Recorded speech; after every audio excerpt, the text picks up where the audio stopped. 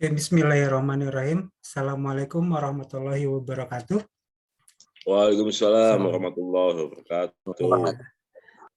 Sebelumnya terima kasih kepada Profesor Dokter sekalian yang menyempatkan hadir dalam webinar Kopmas kali ini.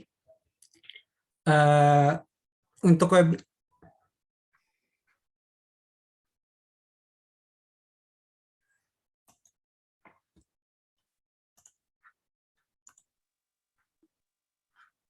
Lanjut. Sebentar, ada kesalahan teknis. Ya. Untuk webinar kali ini, kebetulan tanggal 31 Maret ini adalah hari atau bulan Maret ini adalah bulan terakhir dalam pelaporan pajak SPT bagi dokter atau pribadi.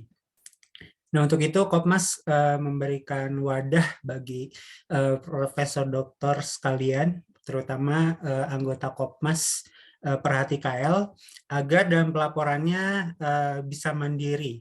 Untuk itu kita telah mengundang pembicara dari yang sudah berpengalaman tentunya dalam pelaporan pajak ini. Saya perkenalkan dulu kepada Pak Ibnu Pradopo. Apa kabar Pak? Bisa dibuka kameranya Pak, supaya lebih kenal lagi. Halo. Iya. Assalamualaikum. Waalaikumsalam Pak. Terima kasih sudah menyempatkan hadir. Iya. Terus yang kedua, terima kasih juga kepada pengurus Kopmas yang telah memberikan kesempatan untuk sama-sama berbagi ilmu, terutama tentang pelaporan pajak ini. Mungkin tak kenal maka tak sayang, sebelumnya saya perkenalkan dulu pembicara kita hari ini, yaitu Pak Ibnu Pradopo. Saya akan bacakan CV-nya terlebih dahulu. Beliau telah bekerja di Direktorat Jenderal Pajak selama lebih dari 15 tahun, dari tahun 2014 sampai 2018. Dan dipromosikan menjadi account representative atau AR sejak tahun 2015 sampai 2018, dan tahun 2018 beliau resign. Selama jabatannya sebagai AR selama 4 tahun, telah 2 kali mencapai target penerimaan lebih dari 100%. Bahkan di akhir masa jabatan sebagai AR mendapat peringkat nomor 1 AR terbaik se-Kanwil DJP Jakarta Selatan. Sekarang memilih lisensi dari DJP untuk mengembangkan usaha dan juga membantu rekan-rekan yang membutuhkan jasa konsultasi perpajakan dan penyelesaian masalah di bidang perpajakan. Pengalaman kerjanya di KPP Jakarta Kebayoran Lama dari Juli sampai Desember 2018. Kemudian di Jakarta Kebayoran Baru 1 dari November 2011 sampai Juli 2015. Kemudian Jakarta Kebayoran Baru 2 Juni 2007 sampai November 2011. Kemudian di Karipka, Kantor Pemeriksaan dan Penyidikan Pajak Jakarta 2 April 2004 sampai Juni 2007. Related klien di bidang kesehatannya di Klinik Muslim Medika dan Klinik Zamzam. Pendidikan Universitas Satya Negara Indonesia, jurusan S1 Akuntansi Perpajakan. Kemudian Sekolah Tinggi Ilmu Ekonomi Tunas Nusantara, jurusan D3 Akuntansi. Dan Sekolah Tinggi Akuntansi Negara, jurusan D1 Perpajakan, Pak. Ini referensinya. Kemudian ini informasi kontak dari Pak Ibnu Pradopo. Bisa di telepon dan email seperti berikut. Ya, sebelum mulai mungkin Pak, saya akan jelaskan jikalau Profesor Doktor sekalian ada yang bertanya, silahkan di chat di kolom chat, dan mungkin nanti saya akan kasih kesempatan untuk berbicara langsung setelah ada sesi tanya jawab, gitu ya. Mungkin untuk mempersingkat waktu, saya persilakan kepada Pradoko Ibnu untuk menyampaikan materinya. Bismillahirrahmanirrahim. Assalamualaikum warahmatullahi wabarakatuh. Waalaikumsalam warahmatullahi wabarakatuh. Waalaikumsalam warahmatullahi wabarakatuh. Jadi kita santai aja ya Bapak Ibu sekalian ya. Di sini ada para profesor dan dokter. Insya Allah nih, dokter semua ya. Ya perkenalkan saya Pradoko Ibnu, biasa dipanggil Ibnu. Bukan Ibnu Pradoko Mas ya, kebalik tadi, Pradoko Ibnu. Iya, saya lulusan dari STAN, waktu itu kuliah, lalu langsung penempatan di perpajakan. Ya, saya sudah di perpajakan selama lebih dari 15 tahun. Kemudian di tahun 2018 saya resign, ya memilih usaha dan juga membantu kawan-kawan yang membutuhkan saran dan konsultasi di bidang perpajakan seperti itu. Oke, sekarang materinya adalah pelaporan, khususnya adalah profesi dokter. Kita di sini sharing aja ya, saya sedikit membagikan pengalaman saya yang sudah sedikit saya lakukan lah untuk di SPT tahunan ini. Oke, tak berlama-lama. It's my dream ya. It's my dream untuk kita bisa cermat lapor, lalu beres. Jadi kita itu tenang dalam urusan perpajakannya, insya Allah ya. Karena kalau makin kita pelaporannya normal, wajar, maka lebih tenang lah, jadi tidak ada yang ditutup-tutupi seperti itu. Oke, bisa kita next, Mas. Ya, sebentar. Oke, pokok bahasannya adalah bagaimana, Ibu? Oh iya, lanjut. Oke, pokok bahasan kita kali ini adalah nomor satu adalah persiapan lapor. Jadi sebelum kita lapor itu apa-apa aja sih yang harus kita persiapkan supaya nanti pada saat kita mengerjakannya itu kita sudah langsung mudah dalam pengisiannya dan juga sudah tahu apa-apa saja yang kita akan laporkan. Lalu yang kedua adalah e-form. E-form ini adalah belangko untuk pengisian SPT tahunan. Sekarang kita untuk melaporkan SPT tahunan kita itu lebih diarahkan untuk digital. Nah, makanya ini adalah e-form. Kalau dulu mungkin Bapak Ibu dalam melaporkan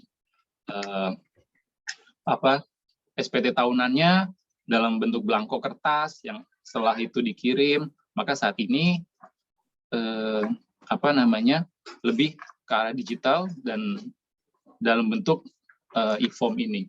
Nanti akan insya Allah saya jelaskan lebih lanjut.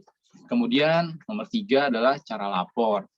Bagaimana kita pengisiannya pada form itu, bagian-bagian mana aja yang harus kita isi, dan bagaimana cara penghitungannya, seperti itu. Lalu kemudian nomor 4 adalah e-billing.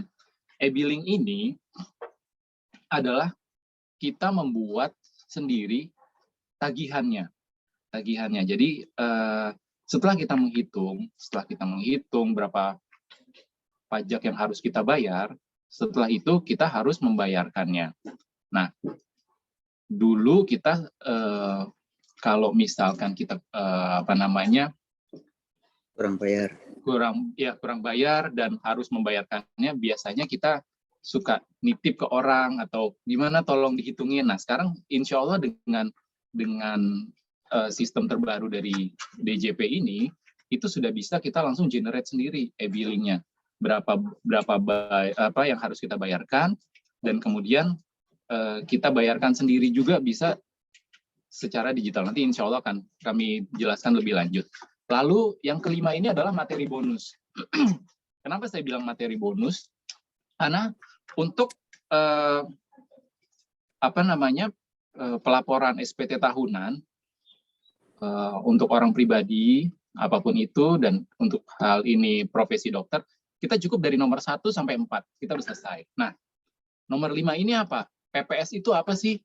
Nah, kalau mau tahu apa itu PPS, nanti silahkan disimak sampai akhir ya. Jadi biar bisa tahu apa itu PPS. Kenapa ini sebagai bonus dan apakah ini oke atau enggak, nanti silahkan dinilai sendiri. Oke, lanjut Mas. Oke, persiapan lapor. Persiapan lapor. Jadi begini Bapak-Ibu, perhitungan pajak penghasilan ini, PPh bagi dokter ini, saya sedikit jelaskan ya. PPh itu apa sih? Itu adalah pajak atas penghasilan yang diterima oleh wajib pajak. Yang dimaksud dengan penghasilan itu apa? Itu adalah tambahan kemampuan ekonomis yang diterima atau diperoleh wajib pajak, baik yang berasal dari Indonesia maupun dari luar Indonesia, yang dapat dipakai untuk konsumsi atau untuk menambah kekayaan wajib pajak yang bersangkutan dengan nama dan dalam bentuk apapun. Salah satu jenis penghasilan yang merupakan objek pajak penghasilan adalah penggantian atau imbalan berkenaan dengan pekerjaan atau jasa yang diterima atau diperoleh, termasuk gaji, upah, tunjangan, honorarium, komisi, bonus, gratifikasi, pensiun, atau imbalan dalam bentuk lain. Kecuali ditentukan lain dalam Undang-Undang PPh. Semua itu adalah penghasilan. Tambahan kekayaan neto yang berasal dari penghasilan yang belum dikenakan pajak juga termasuk sebagai objek pajak penghasilan. Dengan demikian, wajib pajak yang menerima penghasilan yang merupakan objek pajak penghasilan wajib membayar atau melunasi pajak penghasilan termasuk penghasilan yang diterima wajib pajak orang pribadi seperti dokter. Oke. Lalu jenis penghasilan apa aja yang diterima dokter yang dikenakan pajak penghasilan. Oke. Dokter ini kan selain seorang dokter itu bisa memiliki peluang mendapatkan penghasilan dari berbagai macam ya. Contohnya diantaranya adalah ini. Seorang dokter mungkin dia hanya bekerja pada sebuah perusahaan atau di rumah sakit dan hanya di situ saja. Berarti dia hanya memperoleh gaji dan tunjangan serta pembayaran lainnya terkait gaji sebagai pegawai tetap. Oke, tapi kemungkinan ada juga dokter yang sebagai pengisi di tempat lain sebagai pembicara atau lain-lainnya sehingga mendapatkan honorarium, komisi atau fee sebagai tenaga ahli. Oke.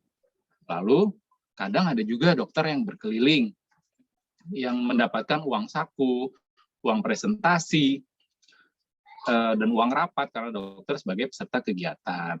Dan ada juga kan dokter yang menerima hadiah, penghargaan, bonus, dan lain-lainnya. Atau juga dokter melakukan usaha nih.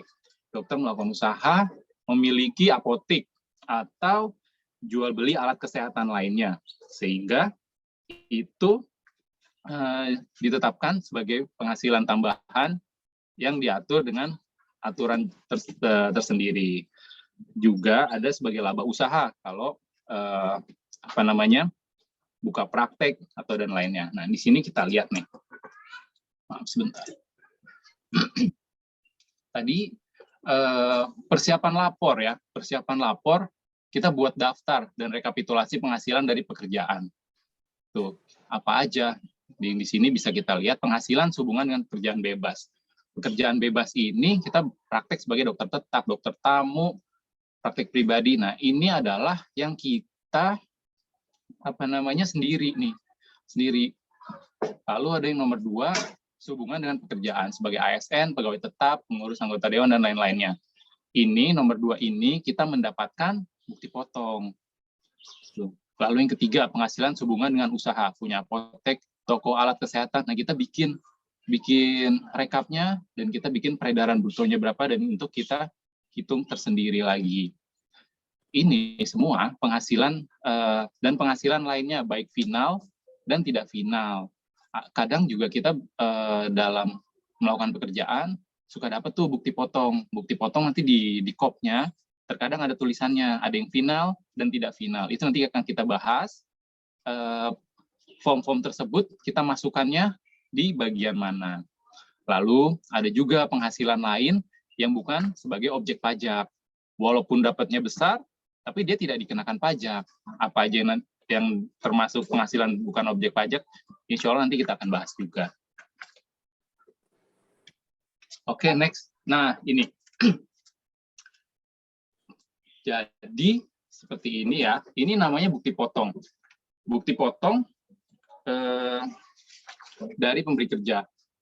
Ini namanya form 1721 A1 atau A2 kalau misalkan kita ASN. Tuh, seperti ini. Nah, ini kalau misalkan kita memberikan jasa kita dan mendapatkan penghasilan, sebisa mungkin kita minta bukti potong dari pemberi kerja. Karena itu adalah hak kita yang sudah dipajaki. Khawatirnya begini, sebenarnya pada saat kita melakukan pekerjaan dan ternyata kita sudah dipotong, mungkin perusahaan sudah memotong pajaknya. Namun karena kita tidak diberikan bukti potong, maka kita nggak tahu tuh kalau ternyata kita sudah dibayarkan pajaknya. Sehingga nantinya kalau kita nggak pegang itu bukti potongnya, dianggap kita itu belum bayar. Sehingga nanti bisa jadi double pembayarannya. Seperti itu. Atau malah kalau kita mungkin kelupaan saking banyaknya jasa yang sudah kita berikan, sedangkan kita tidak pernah menyimpan bukti potong dan juga kita tidak pernah merekap data-data penghasilan, maka itu bisa dianggap kalau misal nanti orang pajak menemukan data lawan transaksi, itu dianggap sebagai data temuan. Data temuan ini konotasinya bisa negatif, yaitu dianggap wajib pajak ini menyembunyikan harta yang sudah diperoleh. Gitu. Jadi sebisa mungkin profesor dan dokter ini harus mendapatkan bukti potong dari jasa yang sudah dilakukan. Entah itu 1721 atau bukti potong dari BPJS atau bukti potong atau pungut lainnya. Ini nanti akan kita isi di SPT tahunan PPOP lampiran 2 bagian A. Nanti akan kita lihat. Lalu setelah itu, ini adalah bukti potong ya. Bukti potong ini dan juga kita harus ngerekap daftar penghasilan. Ngerekap daftar penghasilan jika kita melakukan usaha. Kita rekap semua peredaran brutonya dalam 1 tahun. Dan juga apabila kita memiliki beberapa cabang, maka kita tulis masing-masing riwayatnya. Karena nantinya perhitungan pajak dari masing-masing jenis usaha itu berbeda-beda. Jadi saya kelompokkan ini ada tiga jenis penghasilan. Yaitu kalau kita sudah mendapatkan bukti potong kita sebagai karyawan tetap, maka dari PKP-nya atau penghasilan kena pajaknya, net itu langsung dikali tarif pasal 17. Namun, jika kita pekerjaan bebas nih, kalau kita pekerjaan bebas dan kita mungkin bekerja di klinik teman atau di rumah sakit lainnya, tapi kita tidak tetap di situ, dan kita mendapatkan bukti potong, maka itu yang kita dikenakan ke kita dari peredarannya, omsetnya, itu nanti dikalikan norma, dikalikan 50% untuk dokter.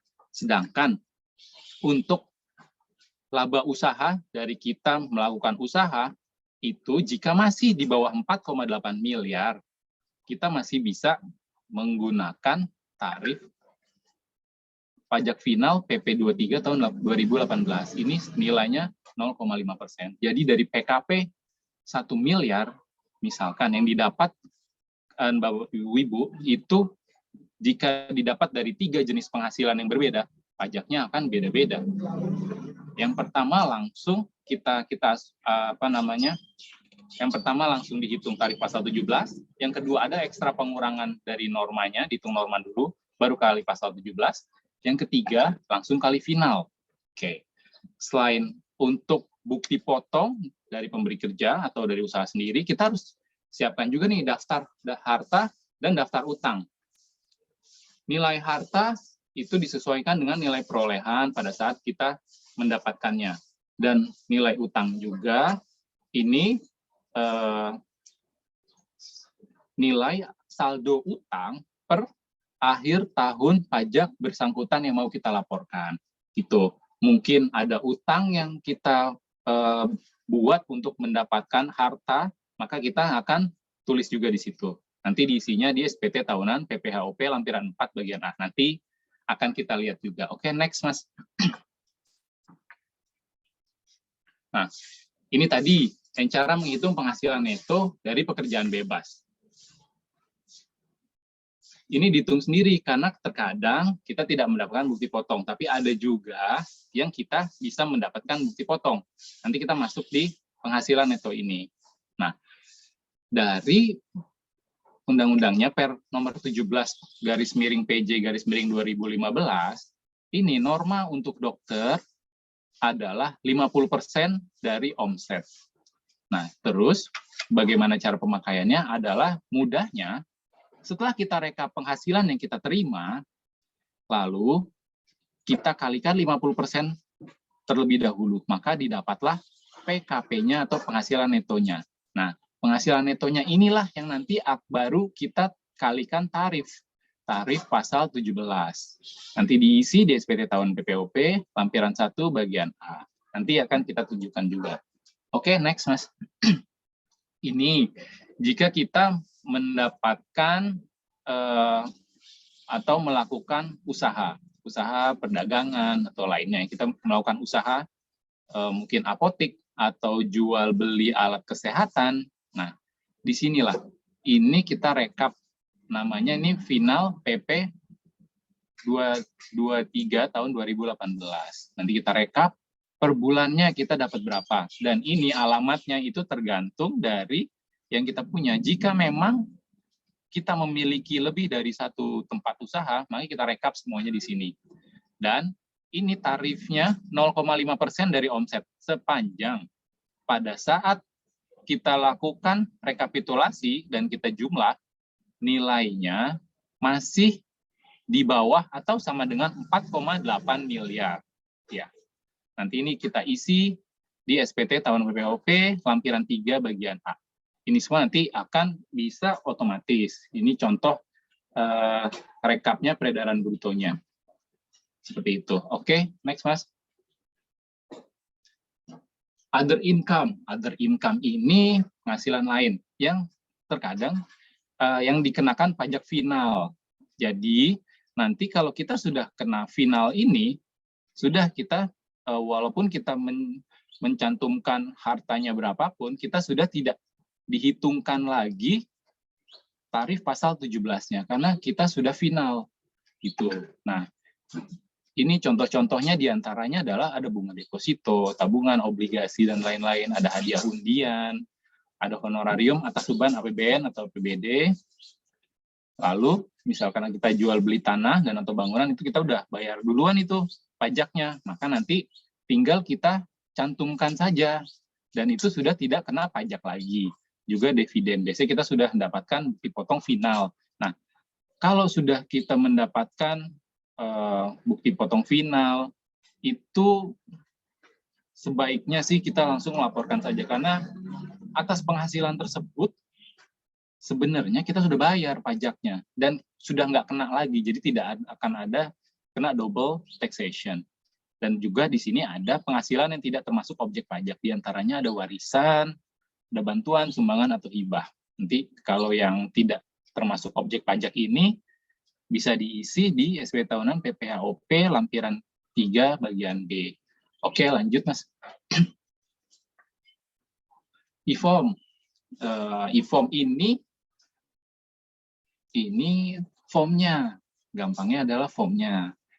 Jadi IFOM ini awalnya kita formatnya pakai IBM. Nah, sekarang formatnya pakai PDF. Semuanya itu harus kita download dulu untuk readernya, dan itu sudah disediakan di DJP online-nya.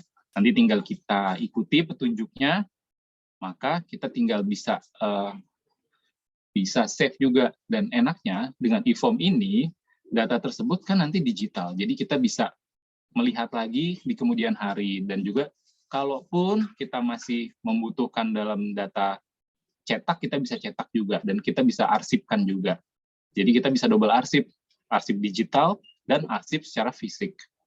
Oke, silakan lanjut, Mas. Nah, ini kita unduh viewernya dulu. Nanti setelah itu semua sudah ada petunjuknya. Tinggal kita klik-klik saja. Insya Allah nanti sudah langsung tersave dan bisa untuk membuka. Jadi PDF ini memang unik. Hanya bisa dibuka dari Adobe Acrobat Reader DC. Nah, kalau misalkan dengan PDF yang mungkin sudah terinstall di laptop atau komputer Bapak Ibu sekalian, kemungkinan filenya ini nggak bisa kebuka. Dan ada tulisan bahwa format tidak sesuai. Dan itu harus kita unduh viewernya. Tapi jangan khawatir, pada saat kita mengunduh viewer ini, maka file-file PDF Bapak Ibu sekalian yang memang sebelumnya bisa dibuka, tetap bisa dibuka. Jadi nggak ada masalah dengan file-file lainnya. Malah dengan file Adobe Acrobat Reader ini bisa malah membuka semuanya. Seperti itu. Oke, silakan next. Oke, kita coba udah mulai masuk di cara lapor nih. Saya asumsikan bahwa Bapak Ibu sebelumnya sudah pernah lapor ya. Tuh, jadi memang ini kita murojaah aja nih. Oke, hal-hal yang harus dipersiapkan. Jika memang ini adalah pengalaman pertama. Oke, jika memang sebelumnya mungkin bahwa Bapak Ibu melaporkannya dalam bentuk manual atau fisik, yaitu ngisi form, lalu kirim ke KPP yang bersangkutan, atau bahkan diisikan sehingga mungkin kurang paham juga. Nah, ini adalah cara lapor yang lebih simple dan insya Allah lebih mudah. Memang jika kita belum pernah melaporkan dalam bentuk digital, maka kita harus pertama-tama mendaftarkan diri dulu untuk mendapatkan loginnya. Nah, untuk mendapatkan login, kita perlu memiliki EVIN. EVIN ini kita bisa minta secara online ke kantor pajak masing-masing. Nanti ada form yang harus diisi dan itu semua bentuknya adalah digital. Lalu setelah kita mendapatkan EVIN, di sini kita baru bisa mengenerate password kita. Kita aktifasi EVIN, baru kita nanti bisa login di DJP online ini. Jadi tanpa EVIN, kita belum bisa untuk login ke DJP online. Lalu hal-hal yang harus dipersiapkan. Jika memang setelah kita punya EVIN, lalu kita sudah aktivasi, kita sudah registrasi, kita persiapkan NPWP kita, lalu passwordnya yang tadi sudah kita generate, kita buat, email aktif, dan nomor handphone yang aktif. Oke, lanjut Mas. Nah, setelah tadi semua sudah diisi, kita tampilannya akan seperti ini. Nah, ini adalah contohnya nih Dr. Aris ya. Jadi Mas Aris Pratama Sugarda ini. Mungkin nggak asing namanya ya, Mas Aris ini. Nah, Mas Aris nih, Dr. Aris nih ceritanya mau lapor nih. Nanti tampilannya seperti ini. Kita lihat, ini ada websitenya. Untuk masuk ke laman ini, login. Setelah login, kita masukin loginnya pakai NPWP dan password yang kita buat, lalu kita masukkan kode captcha-nya. Setelah login, masuk, tampilannya seperti ini. Kita bisa memilih jika kita mau untuk lapor, langsung saja pilih lapor. Oke, lanjut. E-form. Kan tadi kita sudah download juga untuk Acrobat Reader-nya untuk PDF Reader. Jadi kalau sudah dapat readernya, e-form ini kita download juga formulirnya. Nah, enaknya sekarang bedanya dengan e-filing, dulu kita kalau e-filing, kita harus mengandalkan kecepatan internet. Jadi kita harus online pada saat mengisi. Sedangkan kalau kita mau melaporkan dalam bentuk e-form ini, kita download dulu, nanti PDF-nya kita kerjakan. Setelah selesai, baru kita login lagi untuk kita daftarkan, kita laporkan, kita submit bahasanya. Jadi mudahnya setelah kita mengunduh formulir ini, kita bisa kerjakan dengan santai, lebih santai. Ini formulirnya berbentuk PDF. Formulir dapat dibuka dengan Adobe PDF Reader minimal versi 20. Nah, enak yang sekarang ini bisa digunakan di Windows dan juga Mac. Oke. Datanya juga bisa diimport pakai CSV.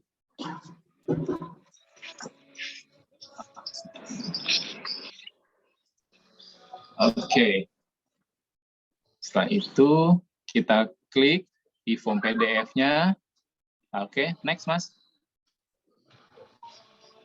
Nah, nanti ini sudah mulai masuk ini. Ini sudah mulai masuk.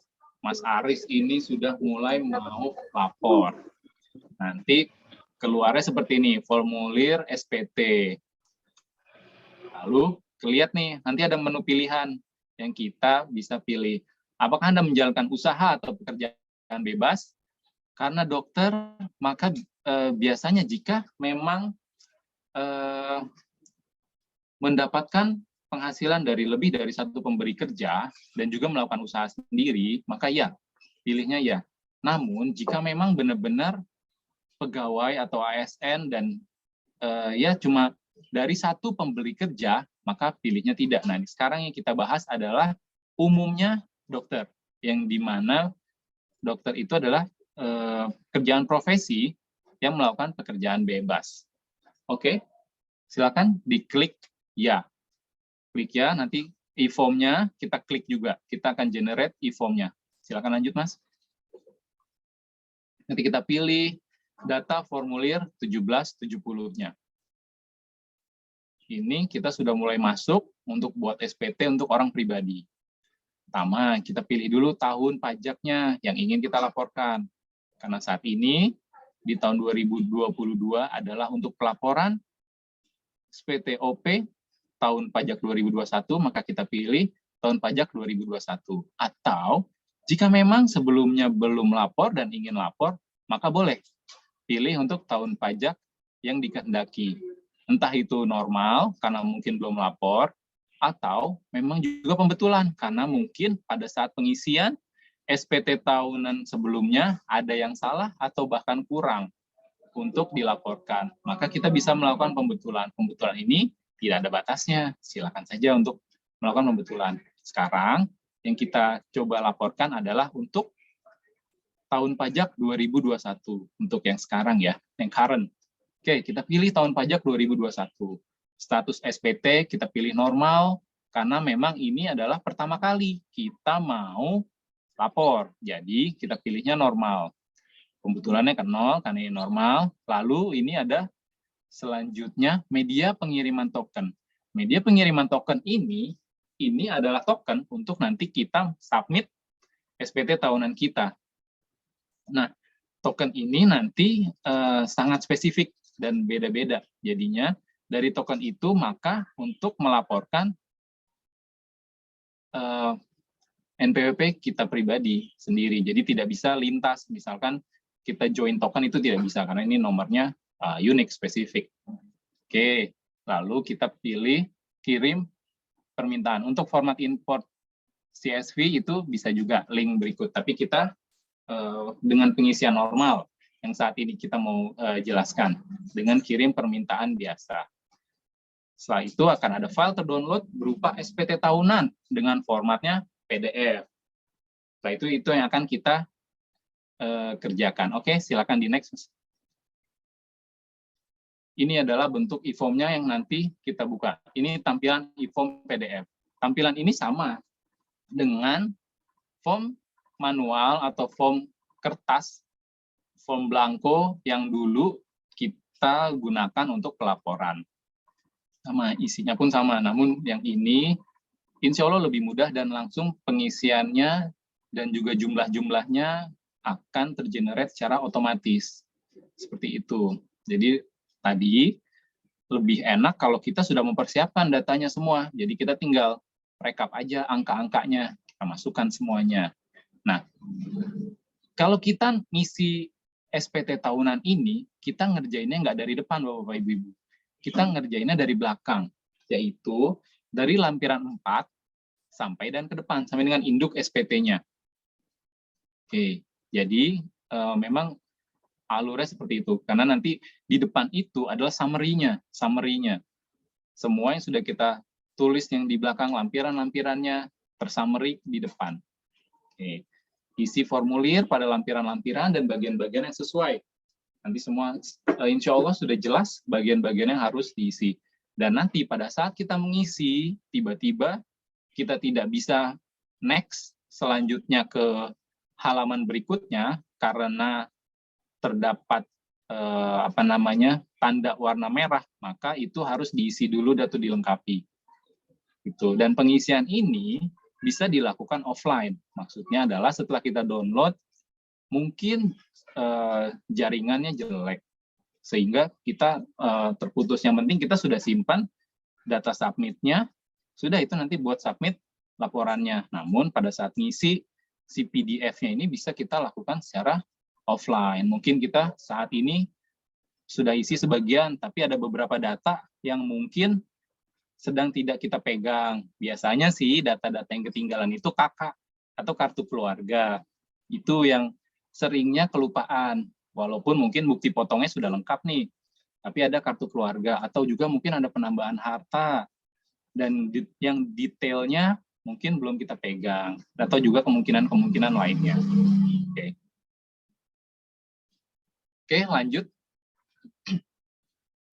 Kita masuk ya, kita simulasi pengisian SPT tahunan OP tahun 2021 untuk WP atas nama Mas Aris nih, Mas Aris Pratama Sugarda ya. Mas Aris ini atau Dokter Aris ini sekarang kita masuk ke lampiran 4 ya. Lampiran 4. Lampiran 4 ini pertama kalau kita baru masuk itu kita langsung ngisi yang pertama kali adalah harta. Nah, jika memang kita pernah mengisi di tahun sebelumnya, maka ini akan otomatis muncul. Jadi histori dari laporan tahun sebelumnya akan muncul di sini untuk kode hartanya. Namun jika belum, maka ini akan kosong. Mohon maaf, tadi ada pertanyaan, apakah langsung dijawab sekarang atau nanti? Baiknya? Nanti aja. Nanti aja. Ya. Oke, baik. Saya lanjut dulu ya. Oke, jadi ini daftar harta. Bisa kita tambahkan atau bahkan mungkin kita kurangi jika memang harta tersebut sudah kita take out atau kita jual atau memang sudah tidak kita miliki lagi, itu bisa kita kurangi dari sini. Atau jika memang kita mendapatkan harta-harta yang baru, maka kita tinggal klik aja, tambah. Nah, itu untuk bagian A. Bagian B ini adalah kewajiban. Di kewajiban ini adalah untuk kita ngisi daftar utangnya. Jika memang kita memiliki utang. Utang di sini kita bisa utang ke bank ataupun bahkan utang perorangan. Kita bisa isi saja. Namun jika memang utang bank kan kita memiliki buktinya, lebih memiliki bukti. Lalu yang ke bawah, dan B ini kita bisa tambah atau kurang jika memang kita baru menambah hutang atau bahkan hutangnya sudah kita lunasi. Nah, jumlah peminjaman ini itu pada saat kita awalnya.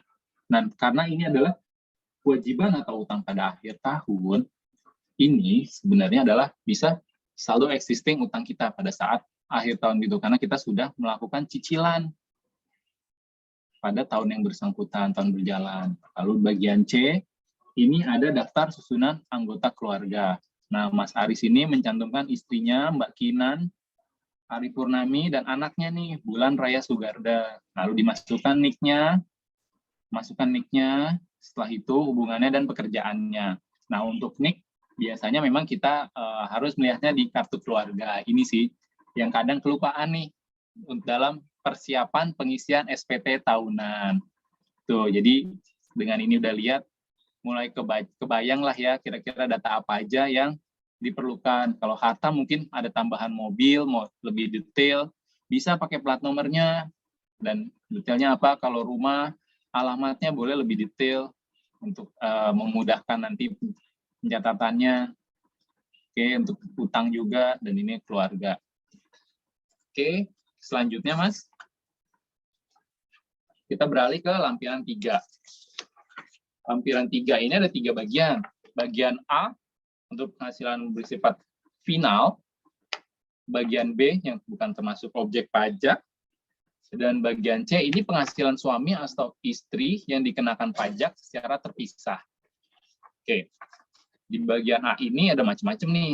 Nah, kita biasanya, entah dokter ya, mungkin kita masukin ini di si Mas Aris ini, ternyata dia ini ada pajak dari kumpulan bunga deposito. Nah, nilainya sekian.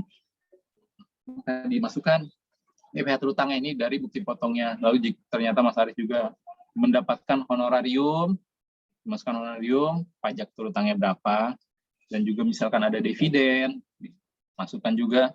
Dan yang nomor 16 ini adalah dari usaha yang dilakukan oleh Mas Aris ini. Seperti itu, entah berdagang, berjualan, atau lainnya. Dan ternyata Mas Aris ini memiliki warisan senilai 1 miliar. Dan kita tahu tadi, warisan ini termasuk dari penghasilan yang tidak termasuk objek pajak. Jadi tidak ada pajak dari warisan ini. Sepanjang semuanya bisa dibuktikan ya, jika waris maka butuh akta waris. Tuh. Lalu yang bagian C, ini penghasilan suami atau istri yang dikenakan pajak secara terpisah. Ini memang pilihan tersendiri ya, untuk memilih terpisah. Ini ada formnya juga, dan itu perhitungannya juga nanti tersendiri. Oke, next Mas. Ini dari penghasilan yang dilakukan sama Mas Aris tadi. Ternyata Mas Aris berjualan alat kesehatan. Nah, beliau ini merekap nih masa pajak Januari, alamat ini adalah alamat usaha. Alamat usahanya di Bintaro, di peredaran brutonya sekian, dan ini jumlah PPh final yang dibayarkan. PPh final ini 0,5%.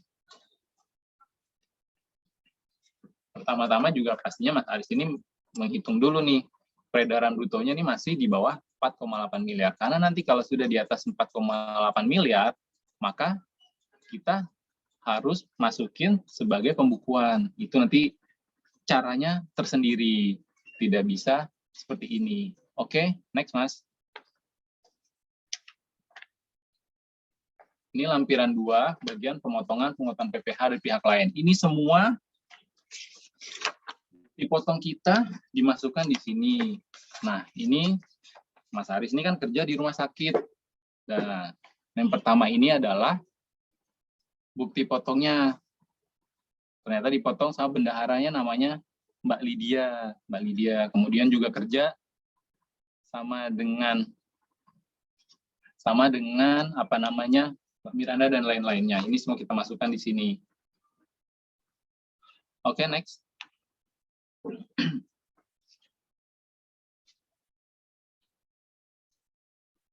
Ini jika kita menyelenggarakan pembukuan. Jika kita tidak menyelenggarakan pembukuan, maka kita pilih pencatatan, dan ini tidak perlu diisi. Oke, ini perhitungannya tersendiri memang. Oke, next Mas.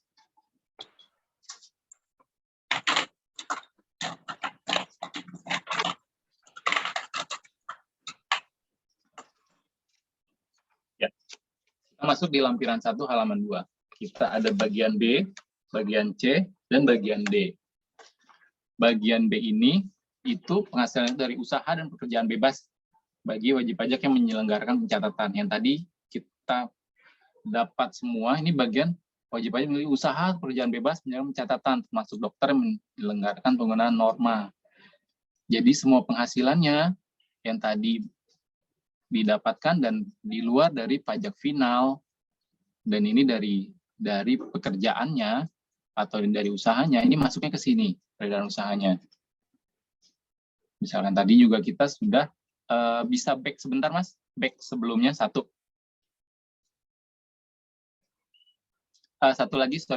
lagi. Nah, di sini ada 1, 2, 3, 4. Yang satu ini nanti sudah masuk, dia bukti potongnya ternyata dari pegawai tetap. Maka kalau pegawai tetap bentuknya 1721, bisa itu A1, A2. Maka ini dimasukin juga di sini. Nah, yang tadi di sana, di pekerjaan bebas itu, masuk dari poin nomor 2 sampai dengan nomor 4. Jadi yang nomor 1 itu sudah beda lagi perhitungannya. Nomor 2 sampai 4, ini adalah jumlah yang dipotong atau dipungut. Dan jumlahnya tadi yang diterima adalah yang di sana ternyata. Oke, balik lagi ke sana, Mas. Satu lagi. Nah, ini. Dari pekerjaan bebas ini. Ternyata peredaran usahanya itu 470 juta setelah dihitung. Namun, dari 470 juta ini, tidak semuanya kita langsung jadikan penghasilan neto untuk diperhitungkan pajaknya, namun bisa mendapatkan norma dulu. Norma untuk dokter adalah 50%. Sehingga yang kita hitung adalah setengahnya nih, 235 juta. Dari 235 juta ini, baru yang akan diperhitungkan pajaknya sesuai tarif pasal 17. Lalu di bagian C-nya, bagian C ini dari tadi penghasilan neto dari pemberi kerja. Ini dari bagian yang ada 1721A1 ataupun A2. Itu. Yang di bawah ini jika memiliki penghasilan neto dalam negeri lainnya. Nanti dimasukkan ke sini angkanya. Nah, ini ada bunga, royalti, sewa. Sewa ini ada beberapa. Biasanya sewa-sewa selain dari tanah dan atau bangunan. Masuknya di sini sewa. Jumlah sewanya berapa? Dihitung di sini. Nanti perpajakannya baru kita masukkan ke depan. Ini ada petunjuknya ya, dari sini nanti pindahnya jumlahnya kemana. Dan semua yang kecil-kecil ini di bawah bagian itu nanti akan lari ke depan semua ke induk. Oke. Itu. Oke, next. Nah, larinya nanti semua ke sini. SPT 1770 induk. Setelah semuanya tadi sudah selesai diisi, maka ini rekapannya dari semua yang tadi diisi sebelumnya otomatis lari ke depan sini. Nah, kita ngisi dari atas dulu. Ini biasanya yang paling atas ini bagian identitas ini masih merah. Nah, karena merah kita harus lengkapi terlebih dahulu. Kita isi biasanya yang merah adalah nomor telepon, faksimili, dan juga status kewajiban perpajakannya. Tuh, karena tadi Mas Aris sudah menikah, maka statusnya adalah kawin di sini, kepala keluarga atau kakak. Dan dimasukkan juga di nomor HP-nya. Juga biasanya jenis usaha atau pekerjaan bebasnya ini masih merah, nih masih kosong. Itu kita isi. Kebetulan ini Mas Aris dokter, kita isi dokter. Oke.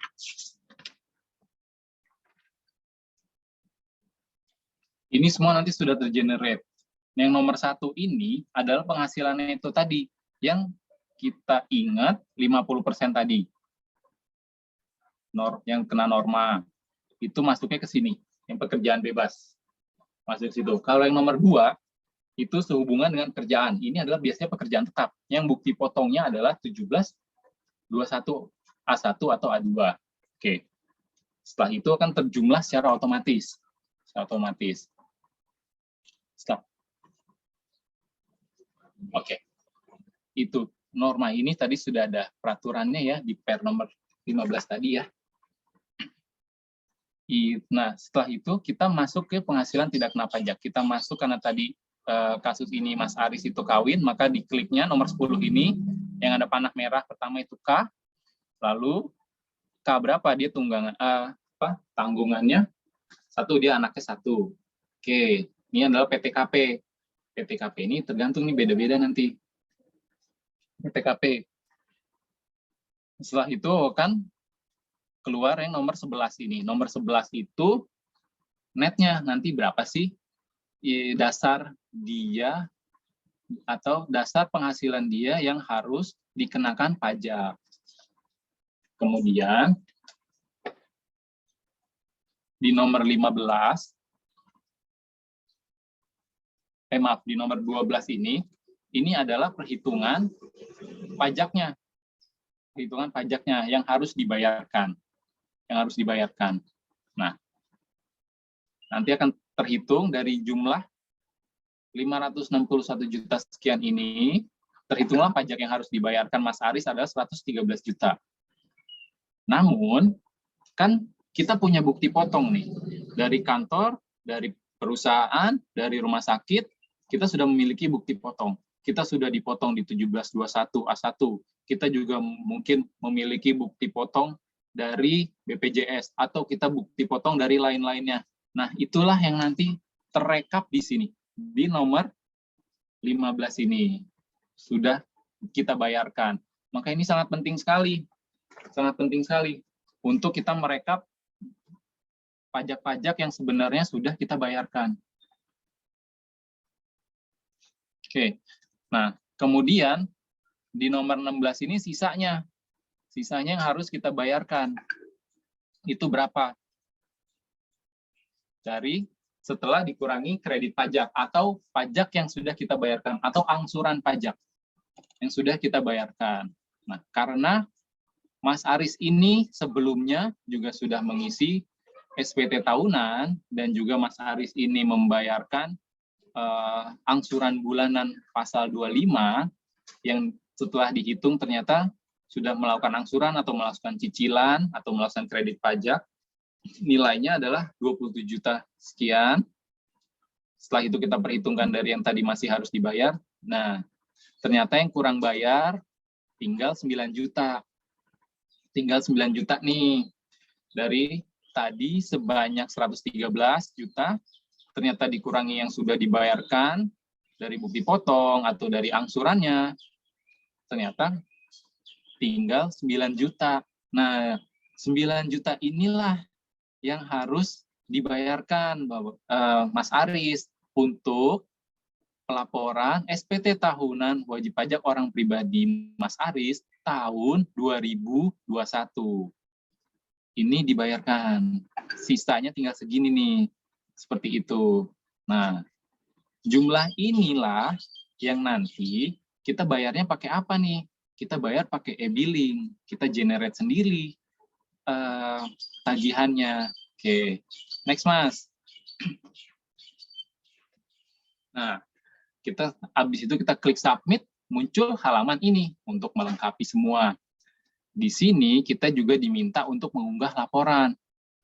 Laporannya apa aja nih? Laporan rekapitulasi peredaran bruto. Karena tadi Mas Aris kan dia usaha apotik atau penjualan alat kesehatan yang di Bintaro tadi. Dia harus mencantumkan di sini rekapannya. Lalu juga bukti potong yang didapat sama Mas Aris tadi dari kantor dan dari tempat-tempat lainnya, dia harus diunggah ke sini karena itu memperlihatkan bukti bahwa memang benar dia sudah dipotong pajaknya atas penghasilan tersebut. Seperti itu. Dan ini adalah sisanya. Nilai kurang bayarnya adalah 9 juta ini. 9.903.250. Oke. Nah, ini laporannya Mas Aris belum bisa di-submit. Kenapa? Karena nilai kurang bayar ini belum disetorkan. Nah, Mas Aris biar bisa submit SPT-nya dia harus bayar dulu ini kurang bayarnya. Seperti itu. Nah, untuk bayarnya bisa dilakukan sendiri dengan masuk ke menu bayar. Nanti langsung ke e-billing. Silakan Mas, lanjut. E-billing. E-billing ini proses bayaran pajak tadi masuknya di DJP online juga. Nih, ini caranya masuk ke djpajak.go.id atau masuk ke tadi menu pelaporan kita DJP online tadi, itu sudah ada juga untuk masuk ke e-billing. Gimana cara bikin e-billing dan apa aja yang diperlukan? Oke, kita next. Nih, tadi ya, tampilannya nanti kayak gini. Tadi kan kita yang lapor nih, di sebelah kanannya bayar. Sekarang kita bayar. Nah, pada bayar ini kita klik aja e-billing-nya. Ini kalau kita tadi sudah masuk di dalam login kita. Kalau kita belum masih di luar ya kita prosesnya tetap harus login dulu. Kita login di sini. Karena ini nanti langsung e-billing untuk akun kita sendiri atau NPWP kita sendiri. Seperti itu. Oke, lanjut Mas. Nah, inilah keluar nanti. Ini sudah otomatis. Kita tinggal masukin jenis pajaknya. Karena tadi Mas Aris untuk tahunannya, maka jenis pajaknya adalah 411125. Atau untuk PPh OP pasal 25. Jenis torannya ini 200. Kenapa 200? Ini untuk tahunan. Untuk tahunannya. Kalau yang bulanannya, yang masa, itu dia 100. Tahun pajaknya ini 2021. Untuk yang tahun pajak sekarang. Jumlah setornya sesuai dengan yang tadi sudah tergenerate di di e-form-nya, yaitu 9 jutaan ini. Oke, ini baru bikin kode billing-nya. Kita generate kode billing. Nah, terus bagaimana nih kalau misalkan kita pas generate, terus kita ada salah-salah? Jangan khawatir. Kode billing ini hanya untuk kita bikin tagihan kita sendiri. Kalau misal, dan itu bisa berlaku selama 1 bulan. 1 bulan. Jadi memang pada saat kita bikin e-billing ini kita bayarnya mungkin baru sempat beberapa hari ke depan itu bisa. Bahkan sampai 1 bulan ke depan. Dan jika memang ada salah-salah input, misalkan tadi jenis toran yang harusnya 200 tapi terinput 100 dan sudah di-generate, nggak apa-apa. Kita bikin baru aja. Yang ini diabaikan saja. Gitu. Oke, kita klik yang buat kode billing. Lalu next, Mas. Nanti keluar seperti ini. Ini ringkasan surat elektroniknya. Ini kode billingnya. Nah, kode billingnya ini adalah nanti yang dipakai untuk kita bayar ke bank. Kita bayarkan kodenya ini. Jika memang ini nanti bikin bingung, enaknya sih kita versi cetak aja. Diklik aja cetak, nanti keluar buat kode billing, kita masukin CAPTCHA. Setelah keluar CAPTCHA, kita klik submit. Submit dan cetak.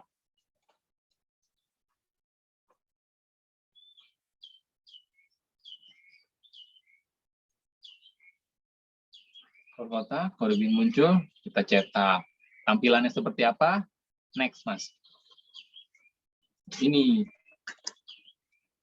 Oh, ini udah langsung BPN ya, mohon maaf. Jadi tadi, setelah dari e-billing itu, tadi kita dapat kode billingnya, maaf boleh di back sebentar, back 1. Nah, back 1 ini kode billing. Kode billing ini adalah angka yang digunakan untuk kita bayar pajaknya. Ini adalah kita bisa bayarkannya via mobile banking, internet banking, bisa via ATM, bisa via marketplace,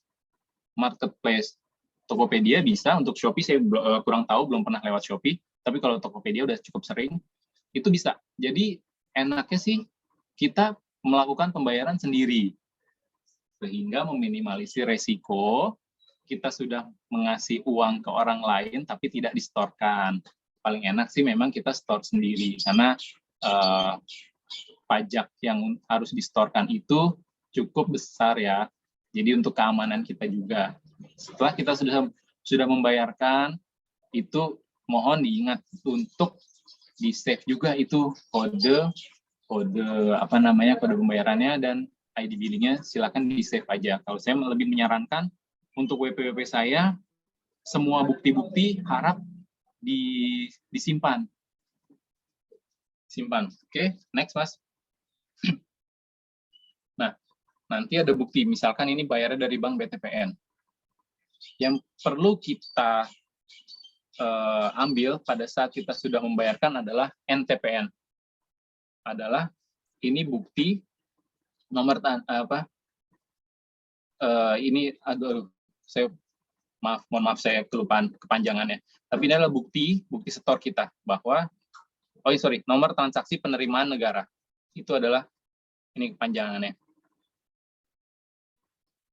Oke, dari NTPN ini yang akan kita masukkan lagi untuk submit SPT kita. Coba next, Mas. Udah back. Udah back. Back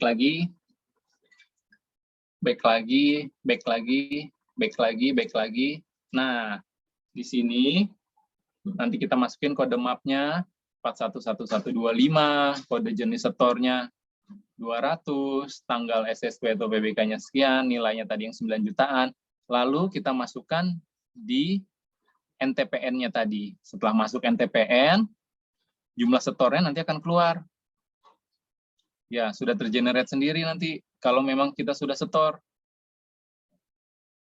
Nah, setelah itu masukkan kode verifikasi. Kode verifikasi tadi yang dari awal kita pada saat mengenerate e-form PDF ini itu akan lari bisa ke email atau bisa juga ke HP, ke SMS atau WhatsApp. Nanti tinggal kita masukkan saja kode verifikasi. Setelah masukkan kode verifikasi, kita submit. Setelah kita submit, jika memang data-datanya sudah lengkap semua dan tidak ada blank merah-merah seperti yang di tempat unggah lampiran ini, dan semuanya sudah terisi dengan benar, maka nanti akan keluar bukti masuk ke email bahwa SPT telah disubmit dan pelaporan SPT tahunan Mas Aris tahun 2021 sudah selesai, sudah beres. Seperti itu, Bapak Ibu sekalian. Jadi PPH kita nih pelaporannya beres nih, sudah selesai. Seperti itu. Selesai. Jadi dan nanti bukti lapornya ada juga di DJP online kita, masuk dan kita bisa lihat. Dan di sini bedanya dengan e-filing, kalau di e-filing kita itu terrecord apa saja yang sudah kita isi pada saat kita melakukan laporan SPT tahunan.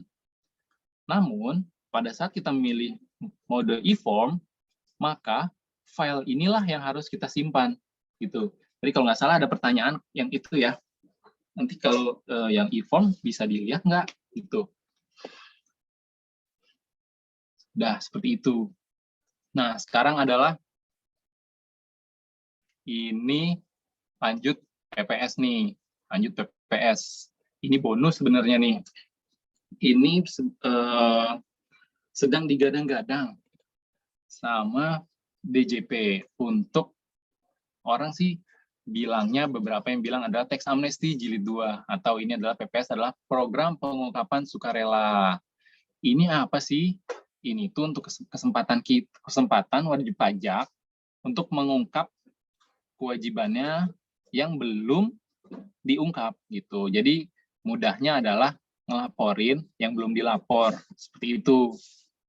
Lalu keuntungannya apa?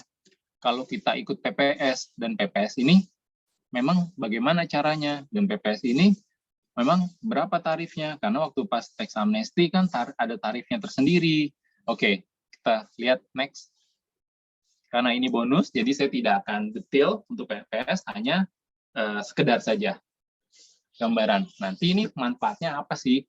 Manfaatnya nanti wajib pajak ini terbebas dari sanksi administratif, ya, karena PPS ini itu adalah mengungkapkan harta-harta yang belum dilaporkan dari tahun 2016 sampai 2020 itu. Nah, apa yang kita ungkapkan nanti ini tidak dapat dijadikan sebagai dasar penyidikan atau penuntutan pidana terhadap WP. Jadi, kalau kita ikut PPS ini, misalkan kemarin kita belum melapor dan setelah kita laporkan, dan juga setelah kita bayar tarif PPS-nya, maka sudah tuh seperti pemutihan untuk tahun 2016 sampai 2020. Coba next. Ini ruang lingkup kebijakan. Ini ada kebijakan 1 dan kebijakan 2. Program ini dilaksanakannya selama 6 bulan. Auditnya dari 1 Januari 2022 sampai dengan 30 Juni 2022. Kalau kebijakan 1 ini yang pernah ikut TA, tax amnesty, namun mungkin mau ikut lagi nih. Kan dia basis pengungkapannya kalau tax amnesty itu dari tahun 85 sampai dengan 2015. Itu.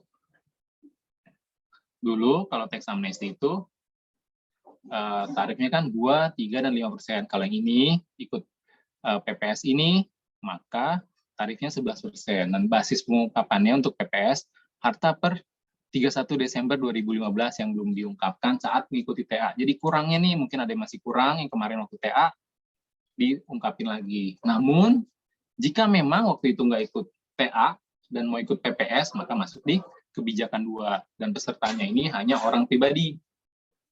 Basis pengungkapannya, harta yang diperoleh dari 2016 sampai dengan 2020 yang belum dilaporkan di SPT tahunan 2020. Jadi belum ada tuh dilaporkannya. Tarifnya ada 3 sebenarnya, tapi yang umum adalah 18%.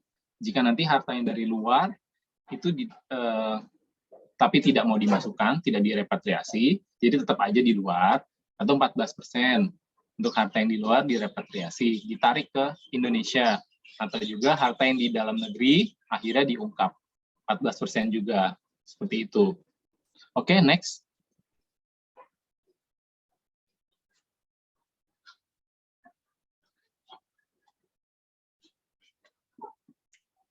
Oke. Di sini, tapi ada syaratnya juga nih, tidak sedang diperiksa. Untuk yang kebijakan 2 ya, tidak dibukper untuk tahun 2016 sampai 2020. Kalau udah dibukper dan masuk ke pemeriksaan, tidak bisa. Tidak sedang dilakukan penyidikan juga, dan tidak sedang menjalani tindak pidana bidang perpajakan. Nah, ini adalah tarif-tarifnya yang tadi. Lanjutan dari yang sebelumnya. Oke.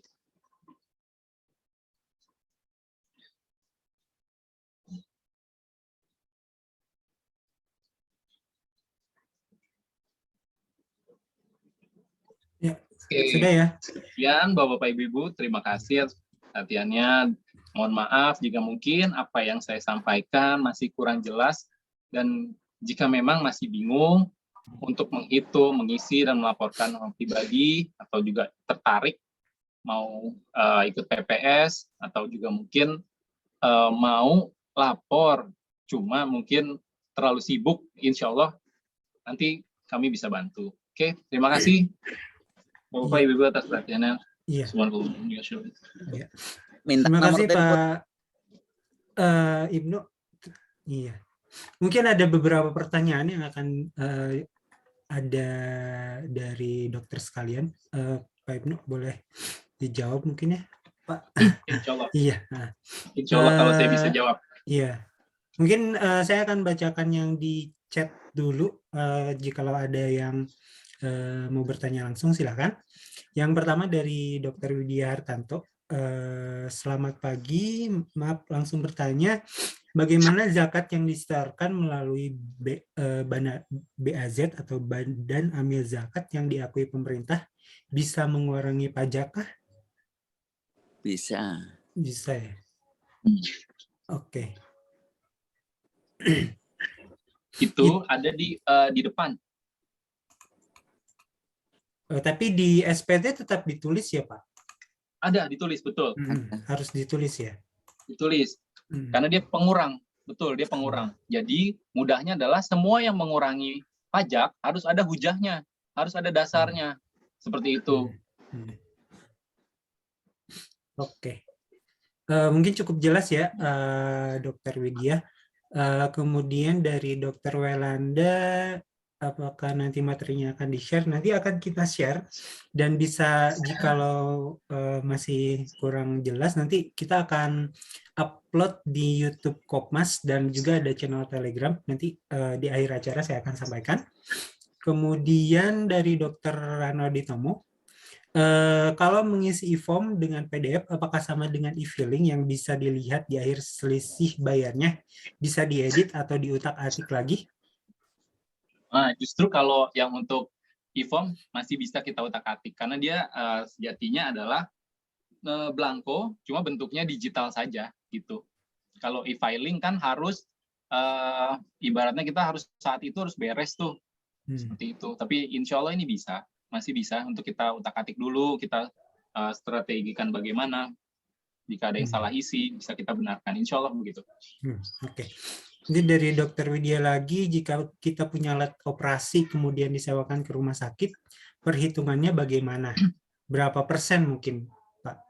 Oh ya, kalau itu sih kita sewa menyewa seperti biasa. Jadi mudahnya adalah begini, siapapun penyewanya, yang penting yang masuk di kita berapa. Yang masuk di kita berapa, dan juga apakah itu pada saat masuk ke kita itu sudah ada bukti potongnya atau belum. Nah, jika memang belum ada bukti potong dan itu memang usaha kita, maka itu bisa masuk di yang peredaran usaha. Karena memang itu usaha kita dan bisa dikenakan yang 0,5%. Kalau sudah ada bukti potongnya, Pak?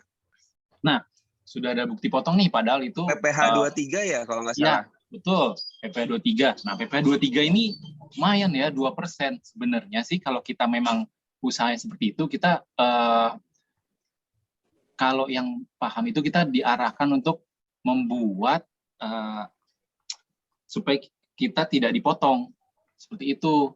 Jadi, tapi memang itu tiap transaksi. Karena kita nanti kena lagi tuh yang 0,5%-nya. Seperti itu. Tapi kalau memang itu dari masuknya... rumah sakitnya motongnya gitu, Pak. Jadi harus pakai PPh 23 gitu. Memang sih, karena rumah sakit kan dia harus mengeluarkan juga. Dia pemotong juga. Nah, kalau misalkan memang itu pekerjaan bebas kita, maka masuknya yang tadi, yang di lampiran 2-nya.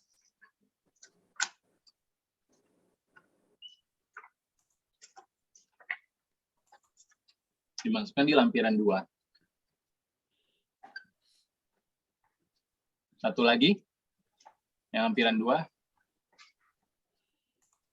Ini lampiran 1. Nah, itu. Masuknya bisa ke situ.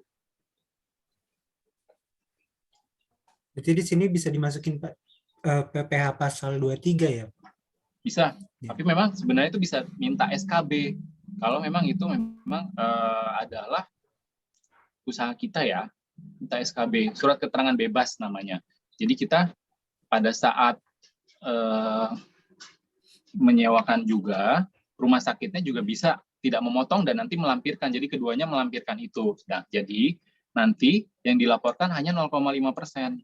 Tuh, memang kadang ribet ya. Alasannya tuh klise ribet gitu. Jadi biasanya udahlah. Ini maaf ya, mohon maaf sekali sebelumnya. Ini kita bicara pengalaman sih. Kadang saya kalau menyarankan minta SKB aja karena ini lumayan ada selisihnya 1,5%. Iya, tapi pihak sananya nggak mau, Pak. Katanya ribet nanti begini. Ya memang sih itu probis ya. Probis memang resiko di lapangan memang seperti itu. Jadi kalau bisa dikomunikasikan, itu bisa sebenarnya. Jadi harus kanan kiri. Tempat kita melakukan usaha atau lawan transaksinya, jadi keduanya bisa match itu. Jadi tidak dikenakan itu, kita bisa minta SKB-nya. Seperti itu. SKB itu gimana Pak maksudnya? Namanya surat keterangan bebas. Surat keterangan bebas. Jadi kita tidak dipotong pajaknya. Tuh. Tapi nanti dimasukkan ke yang 0,5% itu gitu Pak. Jadi Betul. pekerjaan bebas kita gitu. Ya, kalau itu namanya peredaran brutonya. Masukkan di peredaran brutonya. Gitu. Karena nanti kan gini, pajak yang kita dapatkan itu jenis penghasilannya itu nanti pajaknya beda-beda. Ada yang langsung kena tarif pasal 17 yang progresif. ada yang kita bisa hitungnya pakai norma dulu, ada yang dari peredaran usaha. Nah, simulasi, misalkan kita dari penghasilan netonya 1 miliar nih, semua 1 miliar. Kalau kita kerja dari perusahaan, kita bukti potongnya 1721. Dari 1 miliar, maka pajaknya kita adalah 245 juta. Ini dari mana 245 juta? Itu dari penghitungan tarif pasal 17 yang progresif. Yang 5% dari 0 sampai 50 juta, terus 15% dari 50 juta sampai 250 juta, lalu 25% dari 250 juta sampai 500 juta, lalu di atas 500 juta 30%. Dari situ ya dasarnya ya. Nah, kalau 1 miliarnya kena 245 juta. Lalu kalau sama-sama nih pekerjaan bebas 1 miliar juga, tapi dia kan kena norma. Normanya 50%. Jadi yang diperhitungkan sebagai neto cuma setengahnya 500 juta. Dari 500 juta ini pajaknya 95 juta. Nah, terus kalau kita itu 1 miliar, tapi kita dari peredaran usaha, dari jual alat kesehatan, itu gimana nih? Nah, itu kalau dari apotik atau kayak gitu, itu cuma 0,5%, jadi cuma 5 juta. Nah, memang ada perbedaannya di situ. Jadi tergantung kita nanti bagaimana caranya biar ini pas. Kita tahu kita pas ini harusnya masuknya di sebelah mana. Lebih kayak gitu ya Bapak-Bapak, Ibu-Ibu. Oke, mungkin ada lagi Dr. Widya. Kok Mas, makasih. Oke. Saya lanjut ke pertanyaan selanjutnya dari Dr. Derby. Dasar norma 50 dari mana ya, Pak? Itu ada peraturannya, coba di next Mas, sebelumnya. Sebelumnya. Di hampir depan-depan kok. Depan-depan.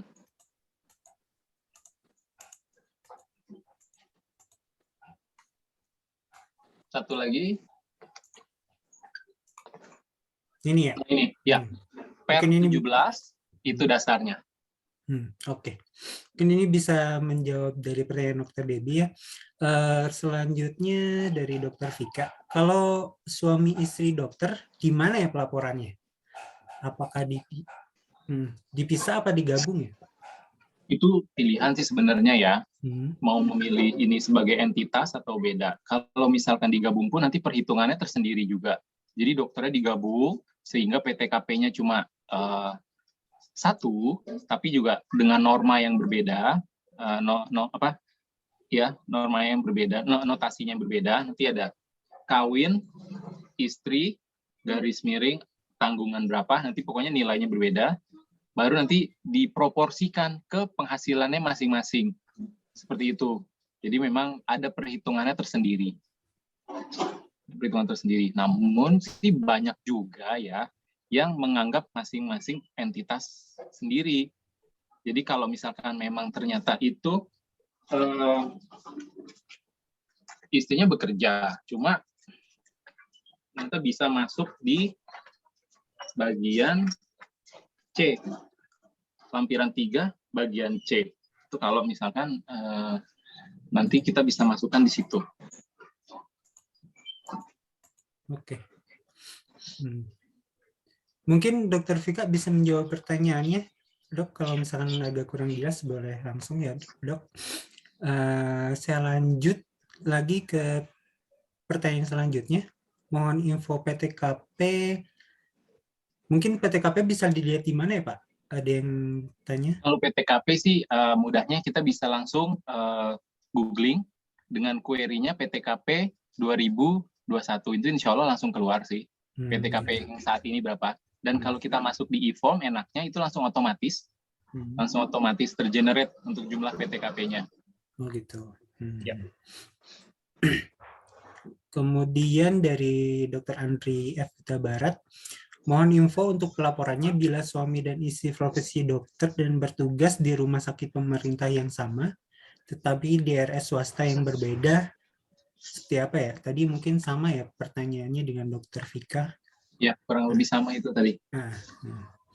Kemudian dari Dr. Dimas, pelaporan SPT setelah bulan Februari 2002 sudah tidak bisa pakai ISPT atau e-filing. Alternatifnya pakai apa ya yang bisa pakai ISPT? Oh, ini sistem ya. Kalau sistem, mohon maaf saya juga harus tanyakan lagi nih, harus update lagi untuk yang ISPT-nya, karena memang beberapa untuk sistem itu lagi banyak maintenance ya. Mohon maaf sekali ini. Untuk itu saya belum paham. Oke. Mungkin untuk update-nya bisa dilihat di akun masing-masing ya, Pak? Iya, betul. Tadi 2012 ya katanya ya? 2002 pelaporan SPT setelah bulan Februari 2022. Tidak bisa pakai ISPT untuk e-filing. Alternatifnya pakai apa? Yang bisa? Paling enaknya pakai e-form aja. E-form. Pakai e-form. Iya, betul, pakai e-form. Jadi memang kita untuk melaporkan ini SPT tahunan orang pribadi ada 3 pilihan formnya. Ada 1770 SS, 1770 S, dan 1770 polos. 1770 SS ini digunakan untuk orang yang bekerja di satu pemberi kerja dengan penghasilan netonya kurang dari 60 juta. Jadi kurang dari 60 juta. Jadi itu sangat sederhana sekali model pelaporannya. Lalu yang berikutnya, kalau sudah di atas 60 juta ini, kita bisa menggunakan S atau e-form. Namun, kalau yang S itu dari satu pemberi kerja, bahkan jika dia sudah ada pekerjaan lainnya diarahkan untuk ke 1770. Seperti itu, yang polos. Oke. Mungkin bisa, mudah-mudahan jelas ya, Dr. Dimas. Kemudian dari Dr. Wahyu, kalau kita praktek di RS dan RS tersebut telah melakukan pemotongan pajak terhadap penghasilan kita, apakah itu bisa dimasukkan penghasilan yang pajaknya telah dipotong secara final? Ya, bisa.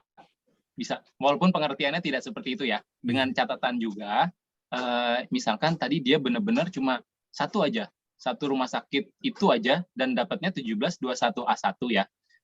Dan dia tidak melakukan pekerjaan bebas tempat lain, dan dia tidak melakukan usaha di tempat lain, sehingga penghasilannya hanya sebatas gaji dan honorarium yang bisa kita kategorikan sebagai penghasilan final. Maka itu memang dianggap ya bukan final sebenarnya sih, tapi kalau tadi pengertiannya dianggap final dalam artian nanti tidak muncul kurang bayar lagi yang harus dibayarkan, itu betul. Tidak ada insya Allah. Karena sudah pakai bukti potong yang 1721A1 atau A2 tadi. Kurang lebihnya kalau nggak salah saya tangkap pertanyaannya kayak gitu arahnya ya. Mohon maaf kalau saya salah, tolong dikoreksi. Oke, baik. Kemudian dari Dr. Ano, Dokter berarti unduhnya 1770 ya. Kalau sejak 2015 sampai 2020 isinya 1770S dan 1770SS bagaimana? Mohon info. Iya, nggak apa-apa. Boleh kok. Kalau misalkan yang sekarang ini mau pakai yang e-form. Tapi kalau misalkan memang ternyata real di lapangan adalah hanya dari satu pemberi kerja dan tidak melakukan kegiatan lainnya, memang bisa sih pakai 1770S, tapi dia pakai yang e-filing ya, e-filing. Tapi kalau mau e-form ini lebih lengkap sebenarnya dia bisa menjelaskan semuanya. Gitu. Jadi kalau misalkan mau yang S pun nggak masalah, masih bisa. Oke. Kemudian dari Dr. Lina, apa yang dimaksud file CSF yang harus diupload? CSV ini ya, CSV ini jadi seperti ini. Jadi pada saat kita mau ngisi itu ada format isiannya. CSV ini adalah sebenarnya filenya Excel. Cuma Excel ini di save as CSV. Apa nama kepanjangannya lupa saya. Pokoknya jadi formatnya CSV.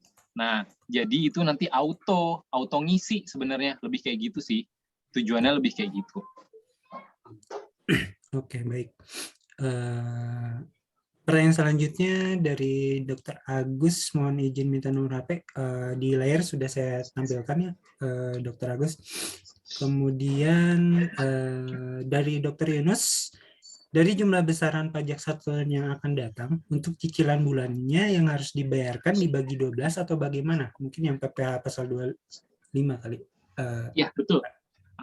pada saat kita mengerjakannya pakai e-form, itu nanti kita tinggal klik yang nomor bagian 21, maka sudah langsung ada hitungannya 1/12-nya itu berapa yang harus nanti kita angsur dari start bulan April sampai dengan nanti di bulan Maretnya. Itu jadi 1 tahun ya. Itu ini nomor 21 paling bawah, kalau ini kan 0 ya. Iya. Di form yang induk ya. depan ya? Betul, yang ini betul. sini. Itu yang nomor 21, betul. Yang di 21 bawah 9 yang juta ini. itu. Nah, nanti di sini betul. ya? Di Iya, sini betul. akan muncul. Akan muncul. Kalau kita klik 1/12-nya berapa? Jadi nggak harus repot-repot ya, Pak? Betul. Iya. Oke. Mungkin begitu Dokter Yunus, semoga bisa menjawab dari pertanyaannya. Kemudian dari Dokter Ruli Ferdiansah, untuk lampiran yang disampaikan saat submit, apakah rekapitulasi peredaran bruto harus dikirim? Karena saya lihat tidak punya datanya. Untuk laporan bukti potong dan dokumen lainnya itu ada. Sehingga saya tidak bisa disubmit kalau tidak ada file lampiran rekapitulasi peredaran bruto. Okay. Mohon penjelasan. Ya, itu ada di kita ke lampiran 3, Mas. Kita ke lampiran 3. Sorry. Coba ini next dulu, 1. Sebelumnya deh, sebelumnya aja. Sebelumnya. Nah, stop di sini. Tadi. Nah, ini. Ya, ini adalah rekapitulasinya, Mas. Yang tadi nanya untuk peredaran bruto, karena kan kita mau ngisi untuk yang finalnya nih. Memang sih beberapa itu tidak dilampirkan, tapi kita sih baiknya kita lampirkan saja. Nih sebelumnya, boleh Mas sebelumnya? Itu ada nomor 16. Sebelum ini, itu yang ada panahnya nomor 16. Itu pada saat kita klik yang bawah, yang atas ini kan ada PP, di atas tahun 2021 ada PP 46 atau 23. Ya, itu 715 itu, apa itu, dari mana asalnya? Asalnya adalah dari rekapnya, dan rekapnya itulah yang kalau bisa dijadikan lampiran terpisah, di save as PDS, lalu digabungkan dengan yang lainnya, dengan bukti potongnya, dan dimasukkan ke tadi untuk sebelum submit di tempat-tempatnya. Jadi PDF-nya ini sebaiknya digabung-gabungkan, lebih seperti itu. Jadi ketika setelah ngisi, mungkin di aplikasinya ada yang bisa kita print ya? Coba next. Saya sih belum pernah langsung ngeprint dari sini ya, tapi dari sini biasanya saya ketik ulang sih di gitu. Iya, dijadikan di Excel atau gimana. Nah, inilah yang namanya rekapnya peredaran bruto, lebih seperti itu. Dan ini kan nanti yang jumlahnya itu yang harus dibayarkan. Jadi kalau memiliki peredaran bruto ini, maka dari per bulan itu dibuat ID billing-nya. Dibuat ID billing. Jadi kalau misalkan ini cuma ada satu tempat dan selama 1 tahun penuh, 12 bulan, maka dibuat 12 ID billing. Gitu. Okay. Mungkin bisa membantu ya Dokter Ruli. Kemudian saya lanjut ke pertanyaan selanjutnya dari dokter ini. Kalau RS sudah memotong pajak 15%, apakah jasa tenaga ahli atas jasa tenaga ahli, tapi bukti potongnya dimasukkan ke dalam form yang belum potong final, apakah jadinya pemotongan belum final? Yang honorarium ya? Iya. Sayangnya seperti itu. Oke. Makanya ini memang butuh kerjasama ya antara kedua belah pihak memang. Jadi mohon maaf karena banyak yang mungkin dokter-dokter merasa karena ketidakpahamannya juga dan merasa jadi loh ini kan sebenarnya sudah begini harusnya yang ini. Kalau formnya salah jadi bisa salah nanti ininya, kecuali bisa dilakukan pembetulan, perbaikan. Tapi ya itu memang ujung-ujungnya nanti balik lagi ribet Mas, gitu sih. Ya mohon maaf sebelumnya. Oke, mungkin ada 3 pertanyaan lagi mungkin. Pak, saya masih kesulitan untuk mengisi e-form karena harus ada data yang terisi. Padahal kita nggak ada data atau memang tidak ada datanya penghasilan di item tersebut. Bagaimana nih sarannya? Nah, terkait itu, contohnya apa? Karena memang jika memang tidak ada, coba dulu untuk ketik angka 0. Jika memang bisa, itu bisa lanjut kok. Jadi masukannya angka 0 aja. Karena memang tidak ada penghasilannya kan ya. Itu kadang sistemnya memang suka begitu sih. Tiba-tiba nyala merah, kita coba akalin aja dulu. Kalau diakalin bisa, ya sudah. Oke, mungkin Seperti itu. Dokter Dimas itu jawabannya kita tulis angka 0 saja. Ya. Kemudian dari Dokter Rosi, Pak, kalau kerja di 3RS dan saling dihitung sesuai norma, PTKP dan progresif selalu lebih bayar. Bagaimana, Pak? Lebih bayar apa kurang bayar? Biasanya sih kurang bayar nih kalau lebih dari satu RS, satu PTKP ya. Ini yang sering saya alami. Gitu. Mungkin Dokter Jadi gini. Rosi. Jadi begini penjelasannya ya, mungkin salah ketik atau mungkin saya yang salah paham, tapi saya jelaskan sedikit. Jadi, kita anggap PTKP itu diskon. Nah, kita dapat hak diskonnya itu cuma 1 nih, tapi kita penghasilannya dapat 3. Biasanya, 3-3-nya itu ngasih diskon. Karena apa? Kok bisa 3-3-nya ngasih diskon atau ngasih PTKP? Karena tidak ada koordinasi dan tidak ada info ke bendaharanya, sehingga bendaharanya menganggap bahwa wajib pajak ini atau pegawai ini, dalam hal ini dokter ya, cuma bekerja di sini gitu kan, jadi berhak atas PTKP, sehingga pada akhir pemotongan, pada akhir saatnya dan harus dihitung, kan nanti tergenerate itu PTKP-nya jadi triple, jadi 3, jadi kelebihan. Nah, 2 itu dihilangin dan dihitung sebagai penghasilan tambahan. Karena sejatinya PTKP-nya itu kan diskon tuh. Nah, diskonnya sebenarnya nggak dapet nih. Jadi, dari kelebihan PTKP-nya itu dihitung sebagai penghasilan. Nggak enaknya begini. Jika ternyata setelah dihitung, sudah masuk ke progresif yang paling besar, yaitu agregat dari seluruh penghasilannya sudah di atas 500 juta. Mau nggak mau, dari PTKP itu kenanya 30%. Ya memang karena dianggap itu penghasilan sih ya. Jadi sudah masuk di layer tertinggi. Jadi memang nanti layer keberapanya itu tergantung dari agregat si penghasilannya dokter ini sendiri. Seperti itu sih. Oke, betul, mungkin betul Pak, bukan kurang bayar. Saya sendiri juga bingung. Saya bawa ke kantor pajak itu pasti lebih bayar. Oh, karena lebih bayar ya? Penghasilannya, iya, karena mungkin penghasilannya kan setiap rumah sakit nggak kena pajak ya, karena di bawah 60 juta, tapi sudah dipotong sesuai dengan norma 50%, iya, kemudian betul. dipotong lagi gitu loh. Jadi banyak potongannya. Baik. Betul, itu sebaliknya. Kalau memang ternyata hak kita untuk mendapatkan diskon adalah 10, ternyata dipotongnya kebanyakan, ya benar Bu. Lebih bayar jadinya Bu. Betul.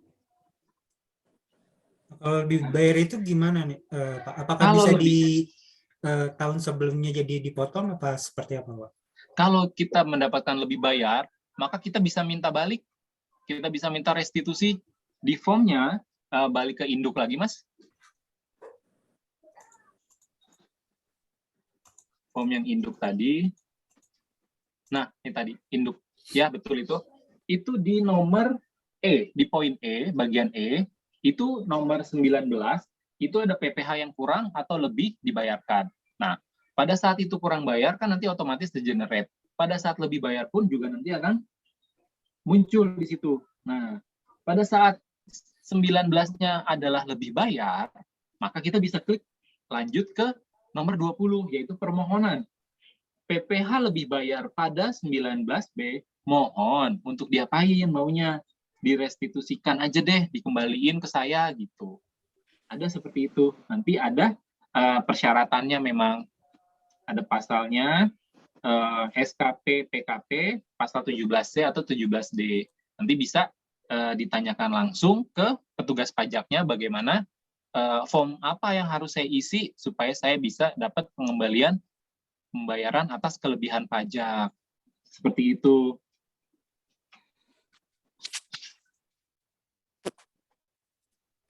Nanti kan orang pajak akan diperiksa sampai ke rumah. Betul nggak sih, Pak? Betul. Itu seperti persyaratannya, Ibu. Memang ya. Jadi kayak misalnya kita ngaku-ngaku aduh saya lebih bayar ini, ya udah dicek begitu. Boleh dikembaliin, tapi kan ibaratnya mereka butuh hujah gitu, mereka butuh ada form untuk penelitiannya juga untuk mengembalikan pajaknya. Seperti itu sih. Tapi sepanjang memang datanya benar, ya sudah, insya Allah sih tetap dikembalikan kok Bu. Seperti itu. Ya memang sih kadang juga resiko ya, maksudnya begini, memang ada yang ternyata setelah diteliti malah ditemukan data lainnya yang menjadikan benar-benar malah jadi kurang bayar gitu. Jadi alih-alih harus mendapatkan kelebihan pembayarannya malah jadi kurang bayar yang harus bayar lagi ke negara. Lebih seperti itu sih Bu. Serba salah ya Pak? Kalau datanya lengkap, iya memang sih kalau dibilang serba salah. Kita dari sudut pandang WP, iya kadang mau ini kok ngambil hak sendiri kok dipersulit ya. Tapi itu memang kalau dari sisi petugas pajak, iya saya kan mau mengembalikan dana kelebihan pembayaran pajak Anda. Nah saya kan harus bikin laporan. Nah di laporan ini tuh harus ada checklistnya ini. Kalau saya nggak lakukan tapi tiba-tiba saya iakan, saya yang kena nanti. Nah gitu, itu dari sisi pegawai. Nah kalau dari sisi wajib pajak, duit gua kok gua mau ambil susah bener gitu, malah repot. Lebih kayak gitu sih. Ini coba saya bocorkan sedikit dari sisi satunya. Ya mungkin semoga bisa menjawab pertanyaannya Dr. Rosi. Nah, kemudian ada dua pertanyaan. Sama Bu Dokter. Sama Bu. Dari Dr. Rina, sepengetahuan saya PTKP hanya diberlakukan 1 kali.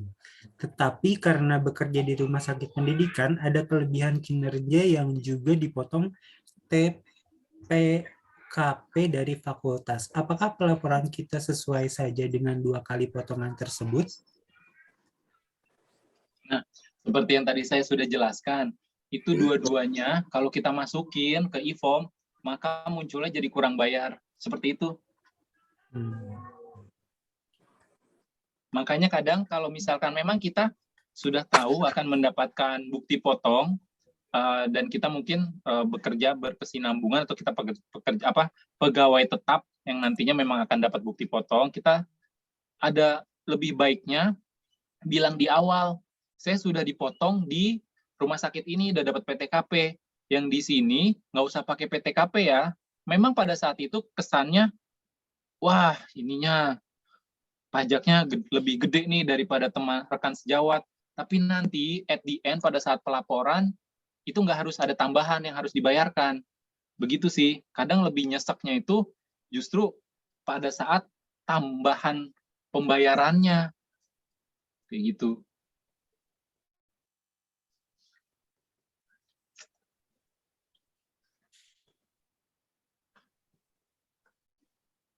Oke, baik. Mungkin bisa menjawab Dr. Lina ya. Ini satu lagi, Pak. Kalau ada tambahan usaha seperti toko franchise, potongan pajak sudah final, apakah harus dimasukkan dalam pertambahan harta dan pajak final harus dilaporkan? Nah, untuk franchise ini, yang motong siapa gitu. Karena itu kan sejatinya untuk franchise ya, itu kita masuknya di peredaran bruto. Tapi kalau dia sudah mungkin dari franchisee-nya ya, atau yang pemilik franchise-nya mungkin sudah memajakin, tapi ini pajaknya dalam hal apa? Itu maka bisa juga sih dimasukkan ke penghasilan yang sudah mendapatkan pajak final di form tadi itu. Oke, mungkin itu pertanyaan terakhir dari Dr. Yunus. Semoga bisa menjawab. Kalau tidak ada lagi pertanyaan, mungkin sudah hampir 2 jam ya kita berdiskusi tentang pajak di webinar kali ini. Mungkin terima kasih kepada Bapak Pradopo Ibnu yang sudah sharing ilmunya tentang pajak. Mudah-mudahan bisa bermanfaat untuk kita semua. Nah,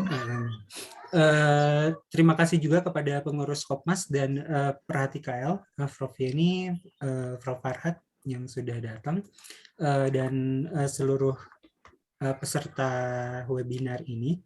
Jikalau ingin lebih jelasnya lagi, bisa hubungin Sabala Office, atau nanti untuk rekaman dari webinar ini akan kita share di YouTube-nya Kopmas, dan ada Telegram Kopmasnya juga. Nanti bisa di-add, nanti kita akan share paling lambat mungkin besok kita akan share. Itu aja. Sekali lagi, terima kasih Pak Pradovo Ibnu dan sebagainya. Saya sebagai moderator undur diri. Terima kasih. Assalamualaikum warahmatullahi wabarakatuh. Waalaikumsalam warahmatullahi wabarakatuh. Terima kasih. Terima kasih. Pak Farhad.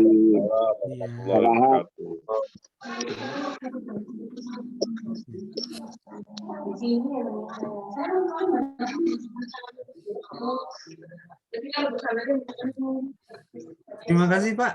Saya izin undur diri Pak. Iya, silakan. Mas. Ya.